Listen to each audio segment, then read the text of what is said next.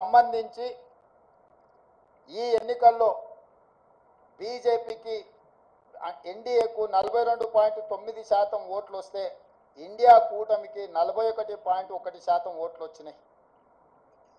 దాదాపుగా సరి సమానంగా ఓట్ల శాతం వచ్చింది.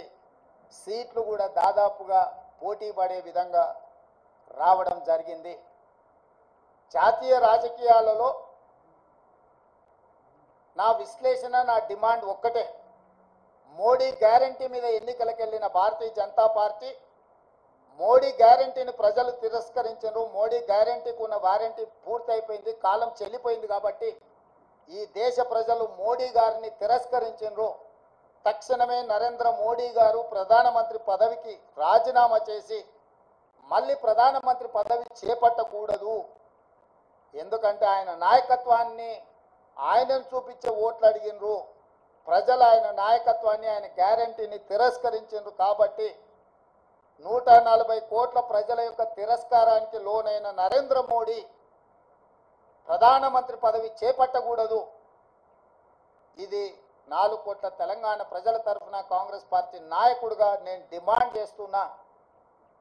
సరే, ఎన్డీఏ కూటమిలో ఇంకెవరైతారు? ఎన్డీఏ కూటమికి మెజారిటీ వచ్చినప్పుడు వాళ్ళు ఏం నిర్ణయాలు తీసుకుంటారు పక్కన పెడితే, మోడీ గ్యారంటీ మీద ఏక వ్యక్తి చూపించి మీరు ఓట్లు ప్రజల దగ్గరికి వెళ్తే ఆ ఏక వ్యక్తిని ప్రజలు తిరస్కరించారు. కాబట్టి భారతీయ జనతా పార్టీ నరేంద్ర మోడీ గారిని రాజీనామా అడగాలి, రాజీనామా చేయించాలి. నరేంద్ర మోడీ గారు హుందాగా, విలువలు కలిగిన రాజకీయ నాయకుడిగా, సమాజానికి ఆదర్శంగా నిలబడే వ్యక్తిగా ప్రధానమంత్రిగా రాజీనామా చేసి హుందాగా వారు తప్పుకుంటే వారికి గౌరవం ఉంటుంది.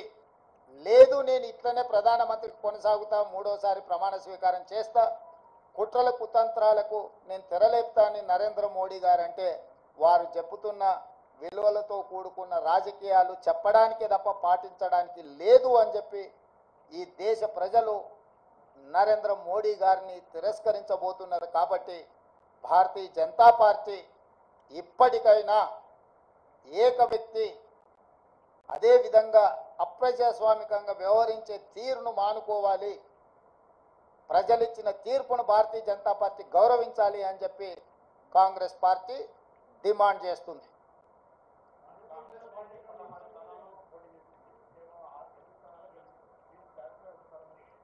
కాంగ్రెస్ పార్టీ 17 స్థానాలలో పోటీ చేసింది, 16 కాదు.